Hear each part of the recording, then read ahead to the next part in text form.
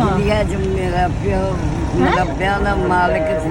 ਅੱਛਾ, ਇੰਡੀਆ 'ਚ ਇੰਡੀਆ 'ਚ। ਫਿਰੋਜ਼ਪੁਰ ਵਾਲੇਕੁਮ ਮਾਂ ਜੀ ਕੀ ਹਾਲ ਜੇ? ਠੀਕ ਹੋ? ਕਰੀ ਅੱਲਾ ਪਾਕ ਦਾ। ਤੇ ਮਾਂ ਜੀ ਤੁਸੀਂ ਇੱਥੇ ਇੰਨੀ ਉਮਰ ਦੇ ਵਿੱਚ ਕੀ ਧੱਕੇ ਖਾਂਦੇ ਜੇ? ਮੇਰਾ ਕਮਾਉਣ ਵਾਲਾ ਕੋਈ ਨਹੀਂ। ਕਮਾਉਣ ਵਾਲਾ ਕੋਈ ਨਹੀਂ? ਅੱਛਾ, ਮੇਰੀਆਂ ਬੇਟੀਆਂ ਚਾਰ। 4 ਬੇਟੀਆਂ? ਹਾਂ, ਅੱਛਾ। ਇੱਕ ਦਾ ਬੰਦਾ ਜੀਂਦਾ ਹੈ ਤੇ ਕਿੰਨਾ ਦੇ ਮਰੇ। ਓਹੋ, ਬੇਟੀਆਂ ਦੇ ਵੀ ਸਿਰ ਤੇ ਸਾਈ ਨਹੀਂ ਹੈ। ਮੇਰੇ ਹੈਂ? ਕੋਲ ਤੇ ਉਹ ਤੁਸੀਂ ਉਹਨਾਂ ਦੀ ਕਫਾਲਤ ਕਰ ਰਹੇ ਜੇ? ਮੈਂ ਇੱਥੇ ਜੰਗ ਚੁੰਗੀ ਤੇ ਜੈਲਾ ਬੇਗਮ ਦਾ ਖਾਣਾ ਪਕਾ ਕੇ ਬੱਚੀਆਂ ਵਿਆਹੀਆਂ ਸੀ।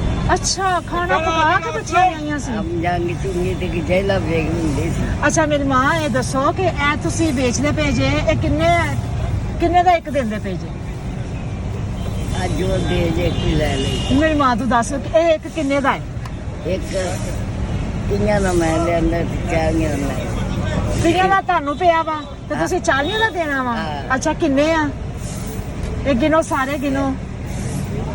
2 3 4 5 6 ਬਸ? ਹੋਰ ਨਹੀਂ ਹੈ? ਹੋਰ ਕੀ ਹੈ ਦਿਖਾਓ, ਇਹ ਕੀ ਜੇ? ਮੈਂ ਕੱਲ ਮੈਂ ਅੱਛਾ ਕਿੰਨੇ ਕਿੰਨੇ ਹੈ? 6 6 ਤੇ ਕਿੰਨੇ ਬਣੇ ਮਾਂ? ਇਹ ਤੁਹਾਨੂੰ ਨਹੀਂ ਪਤਾ? ਇੰਨਾ ਹਿਸਾਬ ਨਹੀਂ ਮੈਨੂੰ। 80 ਤੇ 80 ਆਪਣਾ 260 300 ਬਣਿਆ। ਆਪ ਹਿਸਾਬ ਕਰਨਾ ਨਹੀਂ ਪਤਾ। ਹਾਂਜੀ ਮੈਂ ਆਪ ਹੀ ਹਿਸਾਬ ਕਰਦੀ ਪਈ ਆ। ਦੇਖੋ ਨਾ 40 ਹੈ 80 120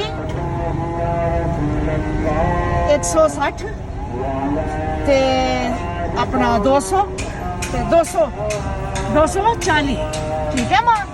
ਐਲਾ ਮੇਰੀ ਮਾਂ ਐ ਮੈਂ ਤੇਰੇ ਕੋ ਸਾਰੇ ਲੈ ਲੈਣੇ ਹੈ। ਹਾਂ ਐ ਲੋ, ਐ ਮੇਰੀ ਮਾਂ, ਐ ਤੇਰੇ ਇਹਨਾਂ ਦੇ ਪੈਸੇ ਐ ਤੁਸੀਂ ਰੱਖੋ। ਠੀਕ ਹੈ ਹੈ ਤੇ ਐ ਮੇਰੀ ਮਾਂ ਵਾਸਤੇ। ਅੱਛਾ ਜੀ, ਅੱਲਾ ਤੇਰੇ ਬੱਚਿਆਂ ਨੂੰ ਖੁਸ਼ੀ ਦੇ, ਤੰਦਰੁਸਤੀ ਦੇ, ਅੱਲਾ ਬਹੁਤਾ ਦੇ ਪੁੱਤਰ। ਅੱਲਾ ਦੇਣ ਜੋਗਾ ਕਰੇ, ਲੈਣ ਜੋਗਾ ਨਾ ਕਰੇ। ਅੱਛਾ ਇਹ ਦੇਖੋ ਜੀ ਮਾਂ ਜੀ, ਇਹ ਦੇਖੋ ਅੱਲਾਹ ਪਾਕ ਨੇ ਅੱਜ ਬੜੀ ਰਹਿਮਤ ਕੀਤੀ ਜੇ ਹੈ। 1 2 3 4 5 ਇਹ ਦੇਖੋ ਅੱਲਾਹ ਪਾਕ ਨੇ ਤੁਹਾਡੇ ਵਾਸਤੇ ਭੇਜੇ ਨੇ। ਅੱਲਾਹ ਨੇ ਭੇਜੇ ਨੇ। ਹਾਂ ਅੱਲਾਹ ਨੇ ਭੇਜੇ ਨੇ। ਕੀ ਗੱਲ ਮੇਰੀ ਮਾਂ ਨੂੰ ਰੋਣਾ ਕਿਉਂ ਆਇਆ ਹੈ? ਨਹੀਂ ਰੋਣਾ ਤੁਸੀਂ ਹੈ। ਇੰਡੀਆ 'ਚ ਮੇਰਾ ਪਿਓ ਨੱਬਿਆਂ ਦਾ ਮਾਲਕ ਸੀ।